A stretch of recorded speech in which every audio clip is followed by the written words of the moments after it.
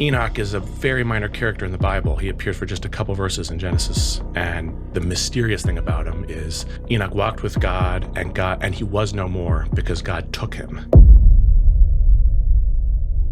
The Book of Enoch, book lost for centuries that includes fallen angels, bloodthirsty giants, and a warning to all humanity. sits at the edge of the biblical canon. We don't know why this literature was ultimately excluded from the canon. Most Western Christians have never read it. The Book of Enoch is part of the literature that's trying to explain that. What on earth is this? Most have never heard of it. The Book of Enoch is named for the man who the Holy Bible says walked with God. It was quoted in the New Testament. When we look at various snips of the New Testament, Enoch seems to be in play. Preserved by one of the oldest Christian churches on earth and found in multiple copies among the Dead Sea Scrolls. Dead Sea Scrolls were discovered. Around 80 new fragments of the ancient texts have been revealed to the public. Researchers ran it through Grok AI and asked it to find what the text actually says. Grok 4. This is the latest artificial intelligence system. We are now at the crossroads where promise and peril are going to collide. What came back is not comfortable, and it connects to the resurrection in a way that scholars have debated for decades. The book, The World Almost Lost. The Book of Enoch is attributed to a figure who appears in Genesis in just 5 verses. Enoch is the great-grandfather of Noah, described as someone who walked with God and then was simply taken, departing without the ordinary ending that every other early biblical figure receives. No death, no burial, just an exit. That unusual departure made him the natural center of a literary tradition that grew up around his name over several centuries. I'm in the middle of the audiobook of the Book of Enoch, and it's one of the wildest things I've ever listened to in my life. The text attributed to him, the work scholars call First Enoch, is not a short document. It covers his journeys through the heavens, his encounters with angels both loyal and fallen, visions of cosmic architecture, detailed astronomical observation. And actually right now on display at the Museum of the Bible, you can see a fragment of astronomical Enoch, which is on display. And sweeping prophecies about the end of history and the fate of the dead.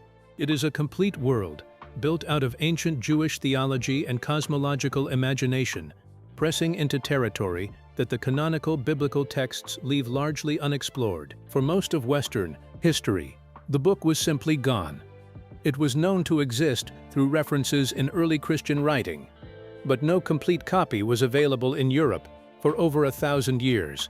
Then, in 1773, a Scottish explorer named James Bruce returned from Ethiopia carrying 3 full manuscripts.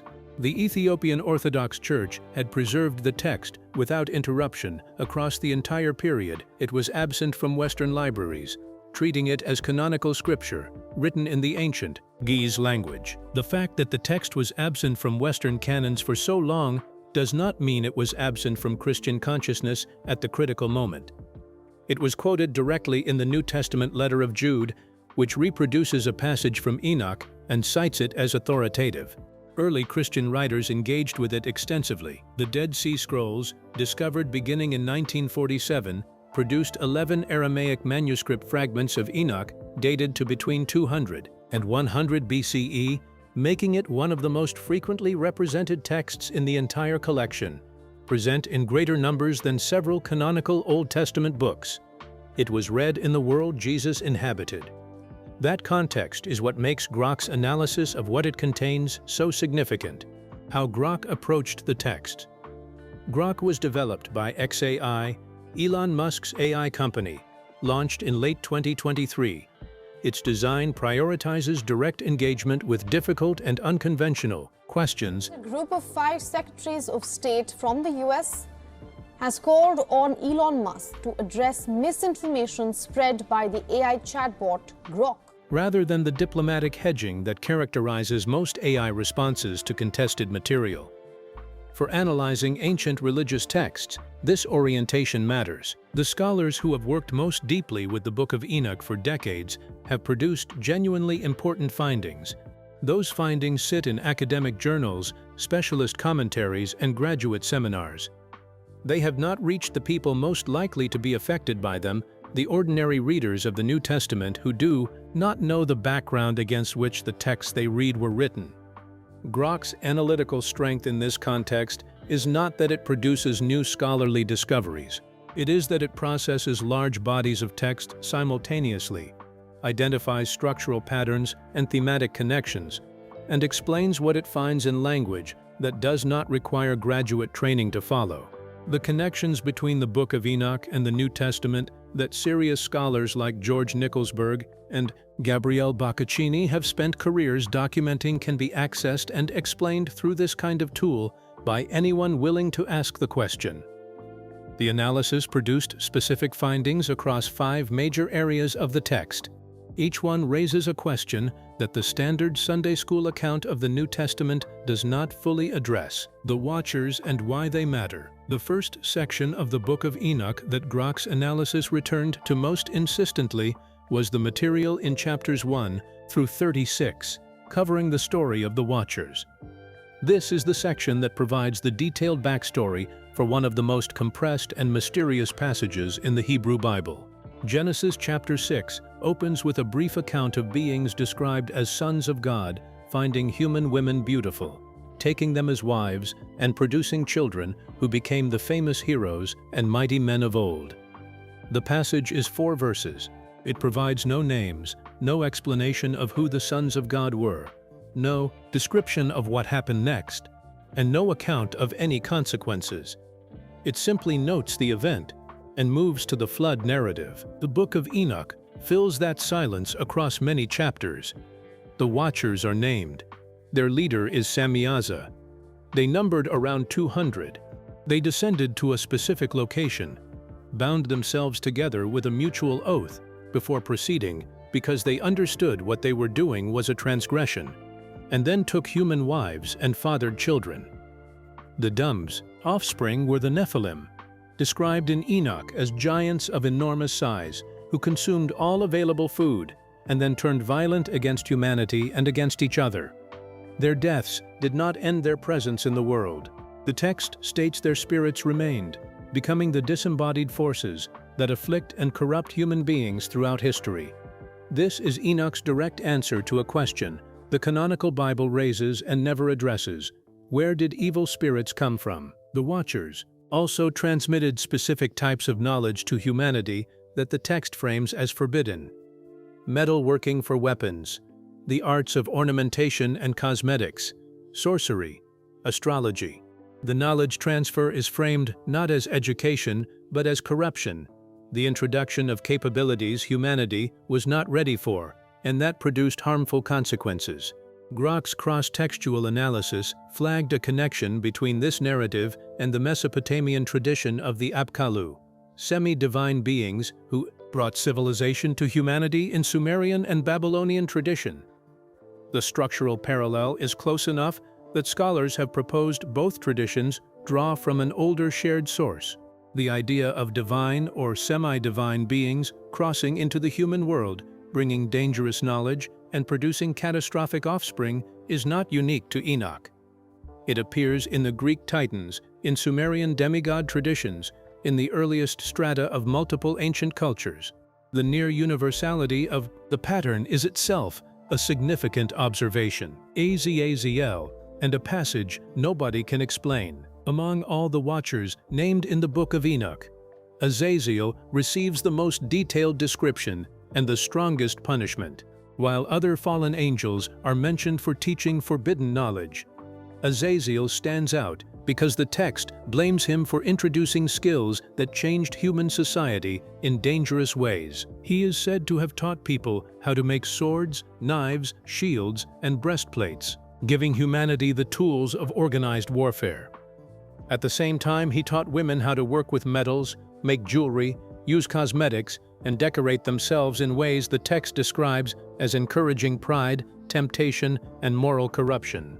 In the Book of Enoch, these lessons are not presented as harmless knowledge. They are seen as the beginning of violence, greed, and human suffering. Because of this, Azazel receives one of the harshest judgments in the story.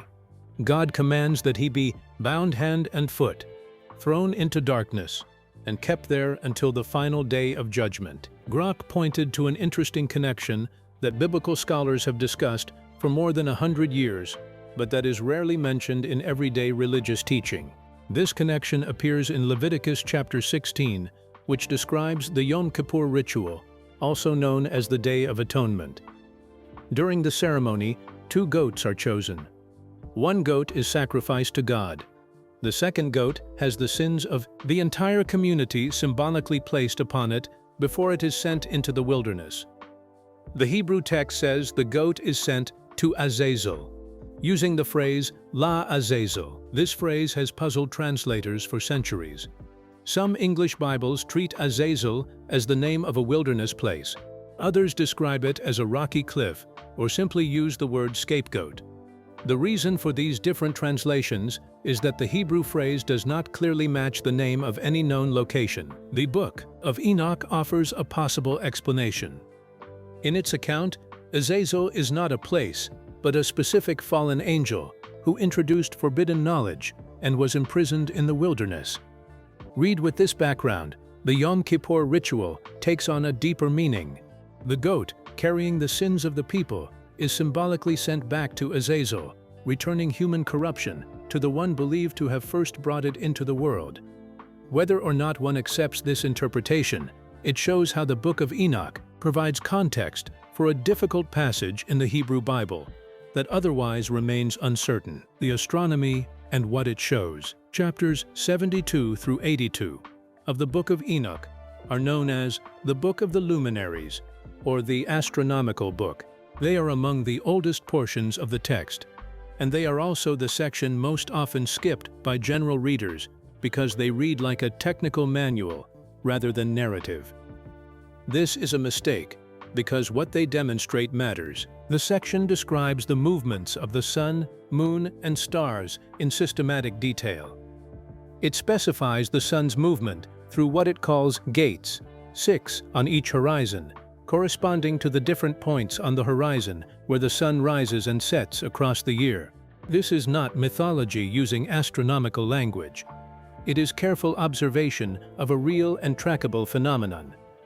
The sun's rising and setting positions do shift across the horizon throughout the year, and the 6-gate system is a way of tracking and categorizing those shifts that requires sustained, multi-year skywatching to develop. The text establishes a 364-day solar calendar, dividing the year into 4 equal seasons of 91 days each.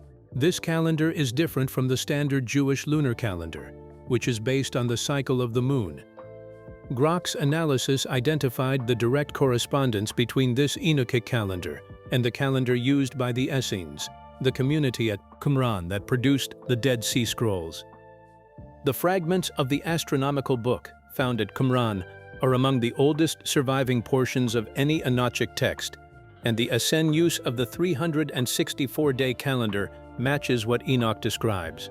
This matters for understanding the world into which Jesus was born. If Essene communities were living by a calendar derived from the Book of Enoch, and if the Book of Enoch was as widely read and copied as the Qumran evidence suggests, then the text was not marginal material encountered only by specialists. It was living, practiced, institutionally embedded religious content. Prophecy and the Animal Apocalypse. The Dream Vision section of the Book of Enoch, found in chapters 83 through 90, contains 2 major visions that are very different in style but closely connected in purpose. The first vision is about the coming flood in the days of Noah. Enoch sees the earth facing destruction because of human wickedness and becomes deeply troubled by what he has seen. He prays to God for mercy, asking that humanity not be completely wiped out. This vision prepares readers for the larger story of divine judgment that follows. The second vision is far more complex. Modern scholars call it the Animal Apocalypse because it tells the story of the Bible using animals instead of human beings.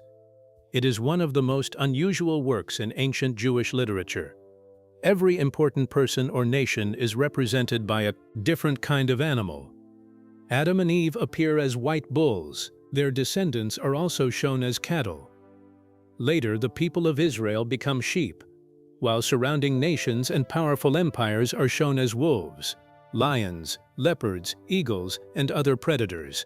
Through these symbols, the author retells the history of Israel from creation through the patriarchs, the Exodus, the monarchy, exile, and later conflicts. Readers familiar with the Hebrew Bible can recognize these events because the sequence closely follows the biblical narrative. Biblical scholars describe this section using the Latin phrase vaticinium ex eventu, which means prophecy after the event. In other words, the visions are presented as predictions made by Enoch thousands of years earlier, but the details match historical events so closely that most scholars believe they were actually written after those events had already happened. The narrative remains remarkably accurate through the Maccabean period of the 2nd century BCE, leading many researchers to date this part of the Book of Enoch to that time. Writing recent history in the form of prophecy was a common literary method in ancient Jewish apocalyptic writings. It allowed authors to explain current events while placing them within God's larger plan for history. The final part of the animal apocalypse looks beyond the author's own time and describes future events. Here, many scholars have noticed strong similarities with the book of Revelation in the New Testament. Both works describe a period of suffering, followed by God's judgment, the defeat of evil powers, and the creation of a renewed world where righteousness is established. Although the details are not identical, the overall structure is so similar that many scholars believe the relationship between the two books is intentional rather than accidental. The Book of Enoch provides an earlier example of themes that later became central to Christian apocalyptic literature. The Son of Man and the Resurrection Connection. The section of the Book of Enoch most directly relevant to the resurrection is found in chapters 46 through 48, and it is the finding from Grok's analysis that has generated the most serious scholarly attention over the longest period of time. These chapters describe a heavenly figure called the Son of Man. This figure possesses specific attributes. He existed before the creation of the world. He sits alongside God on the divine throne. He will appear at the culmination of history to judge the wicked and vindicate the righteous, and he is associated with light, wisdom, and pre-existent divine status. The phrase Son of Man is the title Jesus uses most frequently to refer to himself across all four Gospels. It appears approximately 80 times in total, making it far more common than any other self-designation he uses. In the Gospel of Mark, the phrase appears in contexts that map specifically onto the Enochic figure's attributes: cosmic authority, the coming judgment, the gathering of those who belong to the righteous. The parallels between the Enochic Son of Man and the figure Jesus presents himself as being are precise and specific. Both are presented as having existed before creation. Both exercise divine authority over judgment. Both are associated with a role of vindicating the faithful who have suffered. The overlap is not vague thematic similarity. It is structural and specific, enough that New Testament scholars have been debating its implications since the 19th century. Here is where the resurrection becomes directly relevant. If Jesus was using the Enochic Son of Man as his self-understanding, as the framework within which he understood his own identity and mission, then the resurrection takes on a dimension that the standard account does not fully convey. The Enochic Son of Man was a pre-existent being who would appear at the end of history. His appearance following the crucifixion in the resurrection accounts would have been understood by people familiar with Enochic tradition not merely as a miracle, but as the arrival of the figure the text had been describing. The resurrection was not just a man coming back from the dead. Within the Enochic framework that Jesus and his disciples lived inside, it was the Son of Man manifesting in the way the text had always said he would. This is the disturbing dimension that the title of this piece gestures toward.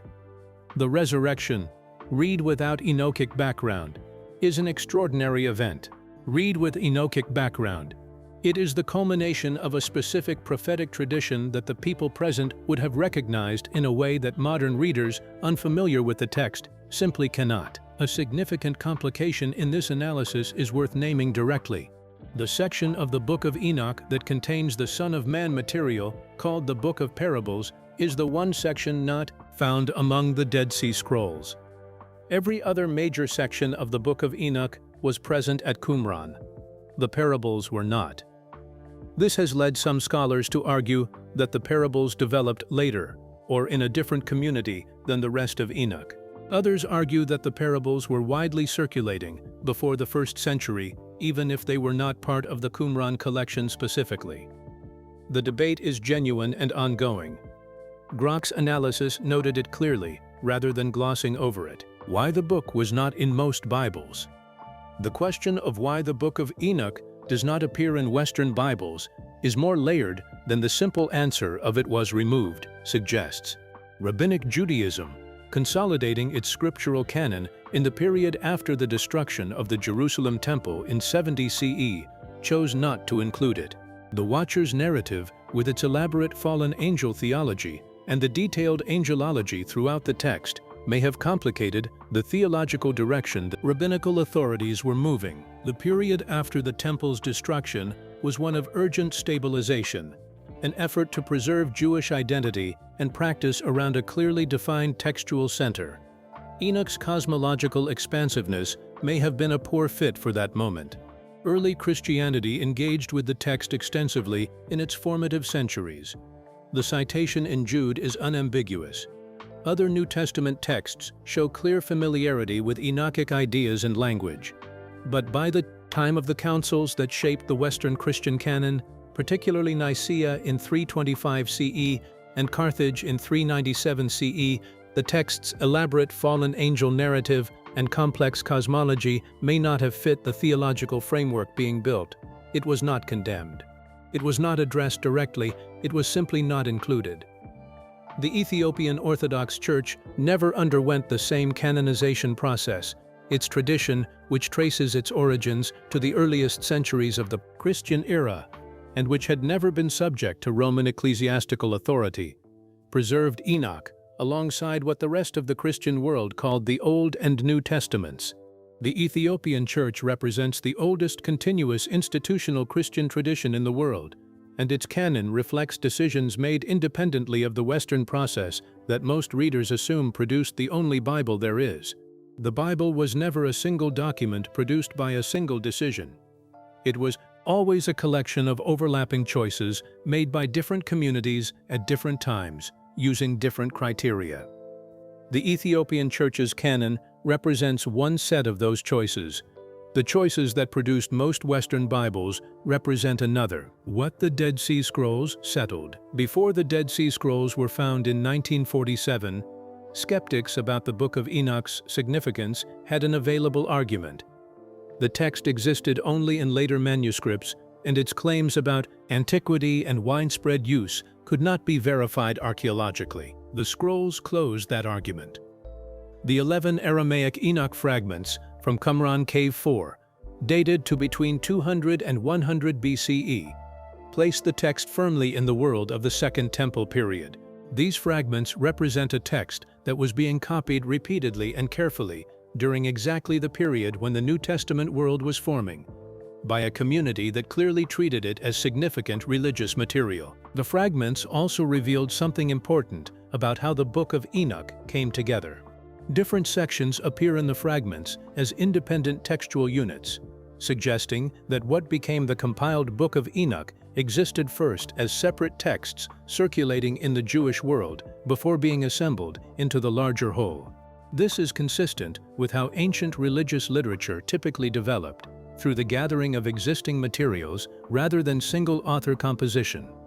The Qumran community also preserved a related text called the Book of Giants, which continued the Nephilim narrative and circulated alongside Enoch. This indicates that the Watcher's tradition was not a single text, but a broader literary and theological ecosystem within Second Temple Judaism: judgment, justice, and the afterlife.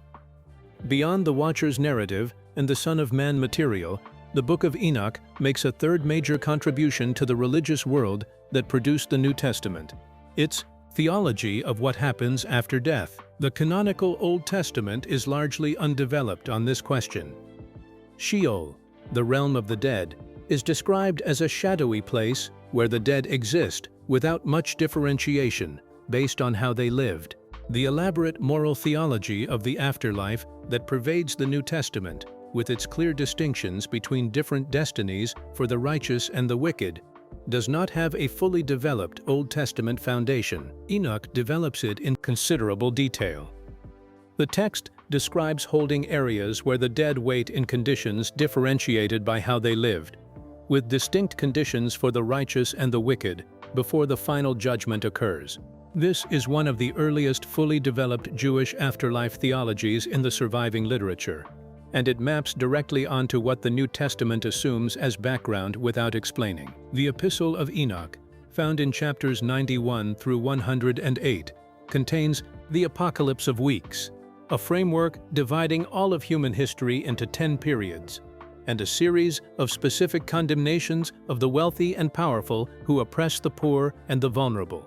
Scholars have compared this material directly to the letter of James in the New Testament, which shares its directness about economic justice and accountability, and to the woes Jesus pronounces in the Beatitudes.